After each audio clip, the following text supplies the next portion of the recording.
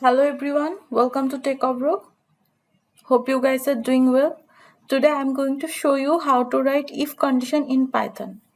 For that I have to take two numbers. Let me take it 11 and 10. Now I'm going to write the if condition. It is very easy to write a if condition. Write if, now write condition num1 is greater than num2. If num1 is greater than num2, then print num1.